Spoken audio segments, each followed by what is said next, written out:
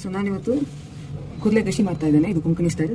So ನಾನೊಂದು 1 kg crab ತೊಗೊಂಡು ಬಂದಿದ್ದೇನೆ. ಸೊ ಇದನ್ನೆಲ್ಲ ಕ್ಲೀನ್ ಮಾಡಿ ಇಟ್ಟಿದ್ದೇನೆ. ಸೊ ಇದಕ್ಕೆ ಬೇಕಾಗಿರೋ ಐಟಮ್ ಕಾಯಿ ತುರಿ, ಮೆಣಸು, ಹಾಗೆ ಹುಳಿ, ಹಾಗೆ ಸ್ವಲ್ಪ ಶುಂಠಿ, ಆಮೇಲೆ ಆನಿಯನ್ ತಗೊಂಡಿದ್ದೇನೆ. ಇದು ಯಾವಾಗ ಹಾಕ್ಬೇಕಂತ ಹೇಳ್ತೇನೆ. ಸೊ ಮೊದಲು ಇದನ್ನೆಲ್ಲ ರುಬ್ಕೊಂಡು ಬರ್ತೇನೆ. ಇದಕ್ಕೆ ಇವಾಗ ಸ್ವಲ್ಪ ನೀರು ಹಾಕ್ತೇನೆ. ಸೊ ಇವಾಗ ಮಸಾಲೆ ರೆಡಿ ಇದೆ. ಇದನ್ನು ಸ್ವಲ್ಪ ನೈಸಾಗಿ ರುಬ್ಬಿದ್ದೇನೆ. ಸೊ ಇದನ್ನು ಟ್ರಾನ್ಸ್ಫರ್ ಮಾಡ್ತಾ ಇದ್ದೇನೆ.